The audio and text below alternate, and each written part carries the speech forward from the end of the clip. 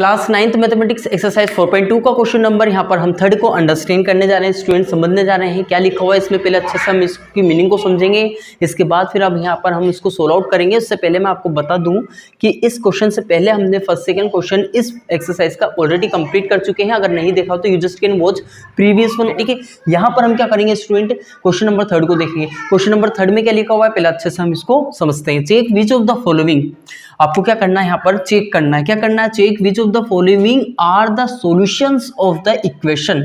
आपको ये जो इक्वेशन दी हुई है इस इक्वेशन के सॉल्यूशन यहाँ पे दिए हुए हैं। अब सॉल्यूशन कुछ रॉन्ग हो सकते हैं, मतलब ये है कि यहाँ पर आपको इक्वेशन दी हुई है और काफी सारे 1 2 3 4 5 7 आपको सॉल्यूशन दिए हुए हैं। अब सॉल्यूशन का मतलब क्या, यहाँ पर हमारे वेरिएबल कौन कौन से, x है और एक y है। तो ये हमारी x की वैल्यू होगी और ये हमारी y की वैल्यू होगी। तो इन दोनों की वैल्यूज यहाँ पे दी हुई है। सेकंड क्वेश्चन में भी ऐसी कुछ दिया हुआ है, थर्ड में भी दिया हुआ है, यानी काफी सारे इसके पार्ट्स हैं। किसके, क्वेश्चन नंबर थर्ड के, जैसे हमने फर्स्ट पार्ट लिखा हुआ है।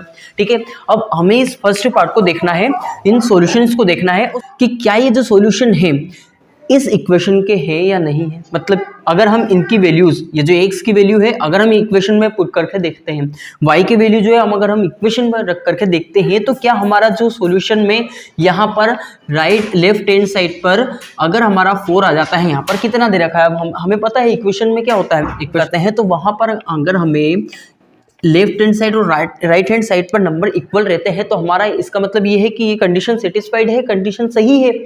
कभी ऐसा नहीं हो सकता है कि 9 = 10 हो जाए, है ना, 12 = 15 हो जाए। तो यहाँ पर भी हमें 4 ही लाना होगा, है ना, इस साइड पर यानी लेफ्ट हैंड साइड पर अगर हमारा 4 आ जाता है तो हम यहाँ पर देखेंगे कि ये जो सॉल्यूशंस दिए हुए हैं वो हमारे इक्वेशन के लिए सेटिस्फाइड है। मतलब यहाँ पर काफी सारे सॉल्यूशन दिए हुए हैं, आपको फर्स्ट पार्ट दिया हुआ है, सेकंड पार्ट भी दिया हुआ है, तो आपको इन सॉल्यूशंस को देखना है। सॉल्यूशन का मतलब है यहाँ पर जो भी वेरिएबल इक्वेशन में दी हुई है उन सब की यहाँ पर वैल्यू दी हुई है। यहाँ पर x की वैल्यू 0 दी हुई है और y की वैल्यू यहाँ पर 2। तो अगर हम इक्वेशन में यहाँ पर इनकी वैल्यूज पुट करेंगे x की भी और y की भी, तो हमें क्या मिल जाएगा स्टूडेंट, अगर 4 मिलता है तो हमारे सॉल्यूशंस क्या हो जाएंगे स्टूडेंट, यहाँ पर करेक्ट हो जाएंगे। मतलब हमें पता चल जाएगा कि ये जो सॉल्यूशन है हमारी इक्वेशन के है। तो आइए देखते हैं, हम यहाँ पर फर्स्ट क्वेश्चन को सोल्व आउट करने के लिए जाते हैं। Okay, so now let's start. So अब हम क्या करेंगे स्टूडेंट, यहाँ पर सोल्व आउट लिख लिया हुआ है हमने, इसके बाद फिर हम यहाँ पर x की वैल्यू और y की वैल्यू यहाँ पर हम डायरेक्टली इक्वेशन में पुट कर देंगे। तो इक्वेशन पहले हम यहाँ पर लिखते हैं, इक्वेशन हमारी है x - 2y = है 4। अब x की वैल्यू यहाँ पर हमें देखा है, यहाँ पर सॉल्यूशन में मतलब क्वेश्चन में लिखा हुआ है x की वैल्यू कितनी बता रहा है यहाँ पर 0, तो हम यहाँ पर 0 पुट कर देंगे। -2, y की वैल्यू यहाँ पर 2 है तो 2 पुट कर देंगे। ठीक है, 0 इक्वल में 4 तो ऑलरेडी है ही, अब यहाँ पर 0 ऑलरेडी है ना, 0 यहाँ पर एज इट इज रहेगा। यहाँ -2 2 कितना हो जाएगा 4 और इक्वल में कितना है 4, अब -4 और इक्वल आ गया हमारा 4। मतलब ये है राइट हैंड साइड पर हमारा 4 तो इक्वली चल ही रहा था, यहाँ पर हमें लेफ्ट हैंड साइड पर मिल रहा है -4। तो क्या ये इक्वेशन सही है, मतलब क्या ये सॉल्यूशन है ये इस इक्वेशन के है या नहीं है ना। तो -4 = 4 कैसे हो सकता है, -4 जो रहेगा वो हमारा 4 के इक्वल नहीं हो सकता है। तो इस तरीके से हम कह सकते हैं कि ये जो सॉल्यूशन दिए हुए ना ये इस इक्वेशन के नहीं है। मतलब नो, हम यहाँ लिख सकते हैं no the solutions are not, no the solution are not of this equation, इस इक्वेशन के ये सॉल्यूशन नहीं है।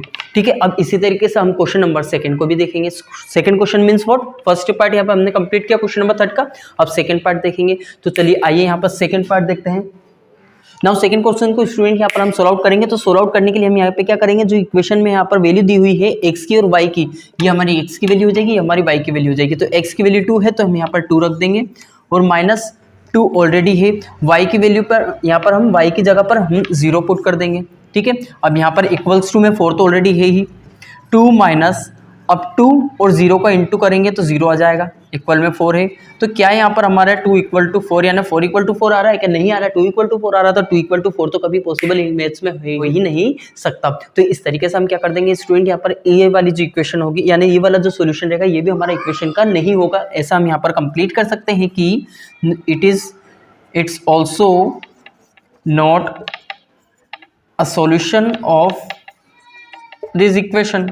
ठीक है, ऐसा हम पूरा इस तरीके से ये वाला आंसर भी कंप्लीट सॉल्यूशन कंप्लीट कर सकते हैं। ठीक है, अब हम पहुंचेंगे नाउ क्वेश्चन नंबर थर्ड पर, यानी कि इस क्वेश्चन के थर्ड पार्ट को हम यहाँ पर सोल्व आउट करने जाएंगे। सो नाउ लेट्स स्टार्ट। लिख दिया स्टूडेंट यहाँ पर क्वेश्चन नंबर थर्ड को। क्वेश्चन नंबर थर्ड को अब यहाँ पर हम सोल्व करेंगे। तो x की वैल्यू यहाँ पर हमें शो हो रही है 4 और y की वैल्यू हमें मिल रही है यहाँ पर 0। तो हम x की वैल्यू यहाँ पर हम 4 रख देंगे और -2 y के प्लेस पर हम यहाँ पर रख देंगे 0 = 4 हो जाएगा। ठीक है, आया स्टूडेंट समझ में इतना। इसके बाद हम यहाँ पर क्या करेंगे, जो हमारा 4 है ये हमारा एज इट इज रहेगा। -2 × 0 कितना हो जाएगा, 0 हो जाएगा। और इक्वल्स टू में 4 ऑलरेडी है, -0 हो या +0 हो वो तो हमारा हमेशा आउट ऑफ एक्सिस्टेंस ही रहेगा। ठीक है, अब यहाँ पे ऐसा हम कंप्लीट कर सकते हैं। 4 = 4 आ चुका है, तो ये हमारा क्या होगा स्टूडेंट, सॉल्यूशन होगा इस इक्वेशन का।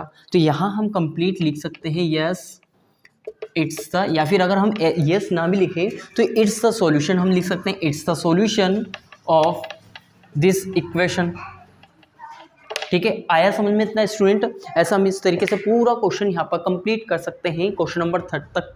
ठीक है, फर्स्ट क्वेश्चन में हमने देखा, यानी फर्स्ट पार्ट में हमने देखा क्वेश्चन नंबर 3 के कि वो उसका सॉल्यूशन, मतलब जो हमारा फर्स्ट क्वेश्चन था उसमें जो सॉल्यूशन दिए थे वो हमारा सॉल्यूशन नहीं है इस इक्वेशन का।